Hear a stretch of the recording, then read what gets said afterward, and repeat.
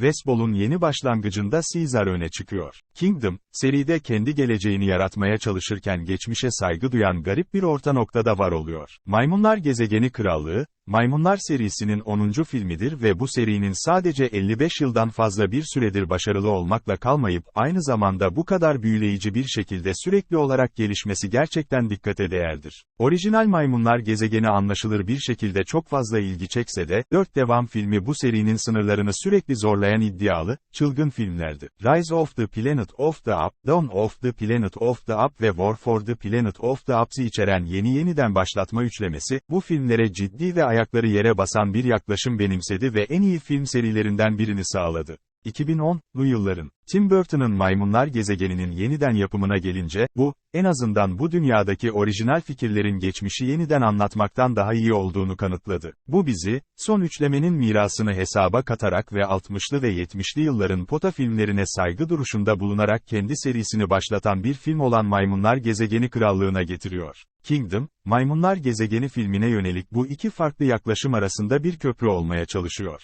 Kendi yolunu bulmaya çalışmak yerine, daha önce yapılmış olanın izinden gitmeye çalışan bir film. Bu serinin zaman çizelgesinin yarım yüzyılı aşkın süredir ne kadar beklenmedik derecede büyük olduğu göz önüne alındığında, bu hiç de kötü bir fikir değil. Ancak Maymunlar Gezegeni Krallığı'nın bu serinin evriminde bir geri adım gibi hissettirmesinden başka bir şey olamaz. Krallık, Caesar'ın savaşın sonunda ölümünün ardından cenazesiyle başlar. Arkadaşları ve ailesi veda ederken, bir zamanlar Caesar'ın Rise'daki odasının penceresini süsleyen elmas deseninin büyük bir versiyonunu görüyoruz. Bu sembol, Rise'da Rodman ailesiyle birlikte yaşadığı yıllardan, savaşta insanlara karşı aktif olarak savaşmaya kadar geçen yıllar boyunca Caesar'ın aklında kaldı. Caesar'ın üçlemesi boyunca bu sembol ona nereden geldiğini ve ne kadar ilerlediğini hatırlatan önemli bir unsur olarak kaldı. Hikayemize nesiller sonra, maymunların gezegenin liderleri haline geldiği yerden başlıyoruz. Kingdom, öncelikle babası maymun klanını yöneten genç bir maymun olan Noah'ı takip ediyor. Proximus Caesar liderliğindeki başka bir maymun klanıyla yaşanan bir olaydan sonra Noah, klanı uğruna bir yolculuğa çıkmak zorunda kalır ve burada orijinal Caesar'ın öğretilerini takip eden bilge orangutan Raka ile tanışır ve genç bir insan kadınla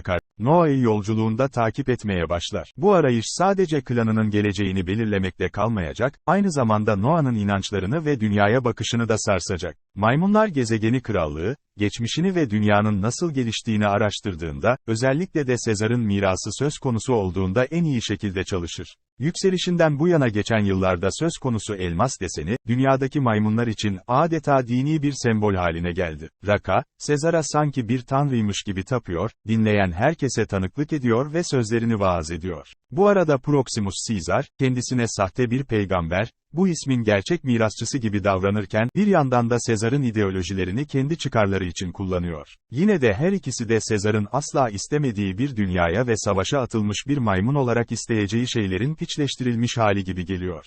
Krallığın gücü, geçmişteki olayların yıllar boyunca nasıl yankılandığını görmekte yatıyor. İnsanlara bile Noah'nın kabilesi tarafından, yankı, deniyor. Raka, insan kadına bir isim vermeye karar verdiğinde ona, Nova, adını verir. Bu onun mutlaka 1968'deki Maymunlar Gezegenindeki karakter olacağı ya da savaştaki Nova'nın yetişkin versiyonu olduğu anlamına gelmiyor. Daha ziyade maymunların her zaman insan kadınları Nova olarak adlandırdığı anlamına geliyor. Benzer şekilde Kingdom, kendi orijinal masalını yaratmak için bu serinin geçmişini çağrıştırıyor ve sonuçlar çeşitlidir. Bu serinin iki ana dönemi, 60'lar ve 70'ler dönemi ve son 2010'ların üçlemesi, maymunların dünyayı ele geçirmesi fikrine kendi yaklaşımlarını benimserken, Kingdom bu iki stili yeni bir seride birleştirmeye çalışıyor. Örneğin, performanslar ve karakterler, Caesar'ın üçlemesini, çoğunlukla kasıtlı, hatırlatmadan edemiyor, insanlara hayvan muamelesi yapılması, daha büyük maymun kolonileri gibi bazı unsurlar ve Caesar'dan bu yana nesiller boyunca insanlara ne olduğuna dair ipuçları veriyor.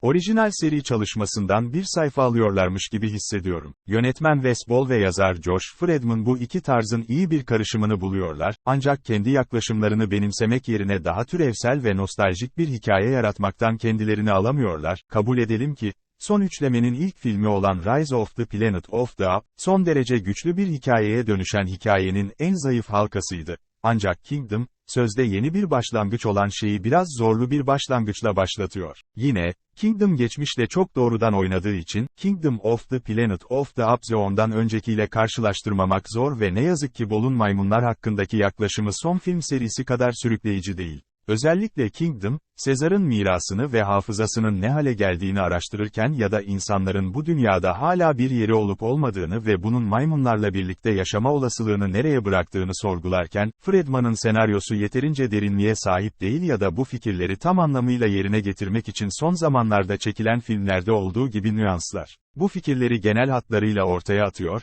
ancak bunlarla nereye gideceğini tam olarak bilmiyor. Bunun yerine, bu konuların muhtemelen daha da büyük bir araştırmaya ihtiyaç duyacağı geleceğe yönelik hazırlık yapıyor. Bu kavramlar, gelecekte onlarla daha fazlasının yapılacağına dair açık bir vaatle havaya atılıyor. Ancak Ball, bu iki stili görsel olarak harmanlama konusunda etkileyici bir iş çıkarıyor ve başlangıçtan heyecan verici bir sonuca kadar ilginç set parçaları yaratıyor. Neredeyse 70'lerin devam filmlerinden birini tüm hırsıyla, ancak bu fikirleri hayata geçirebilecek günümüz teknolojisiyle izlemek gibi. Noah ve arkadaşlarının ağaçlar arasında sallanıp kartal yumurtaları toplamaya çalışmasını veya Noah'nın kendi sahasında Proximus Caesar'la yüzleşmesini izlemek heyecan verici. Yine de, Noah, Nova ve Raka'nın insanlığın geçmişinin enkazından geçerken ya da Proximus Caesar ve Noah'nın bir sonraki aşamayı tartıştığı bir oturumda olduğu gibi, Kingdom'ın en sürükleyici olduğu zamanlar daha sessiz anlardır. Maymun evrimi.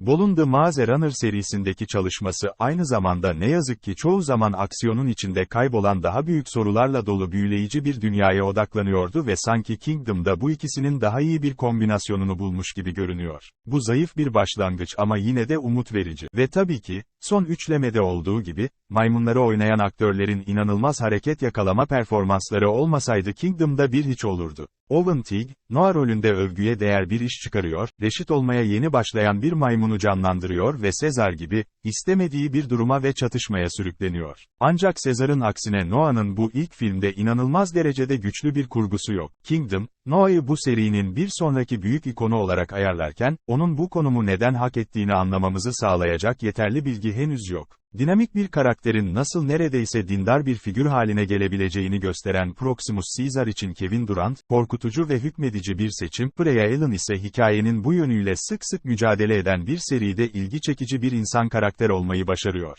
Ancak Karin Konoval'ın yeni üçlemedeki Morris rolüne çok benzer şekilde, gerçekten öne çıkan orangutandır. Peter Mako'nun Rakası, sadece göz hareketi veya hızlı bir tepkiyle bir sahneyi ele geçirebilen enerjik bir karakterdir. İnanılmaz özel efektler ve hareket yakalama aktörleriyle dolu bir filmde, Raka'yı bu dünyaya eklenen en keyifli şey yapan, Mako'nun tüm bunların altındaki performansıdır. Maymunlar Cehennemi Krallığı temelde zorlu bir gri bölgede yer alıyor, hem geçmişe saygı duyan, hem de bu fikirlerin sonraki nesillerde yankılanıp yankılandığını hesaba katan, aynı zamanda da geçmişe benzersiz damgasını vuran bir film nasıl yaratılır? Bu dünya, görsel olarak Ball, kendi vizyonunu oluşturmak için iki farklı geçmiş arasında ilgi çekici bir orta yol buluyor ve bu performanslar, bilgisayar animasyonu katmanlarının arkasında etkileyici kalıyor. Ancak senaryo, bu karakterleri ve hikayeleri olması gereken yerin bir adım gerisinde bırakıyor.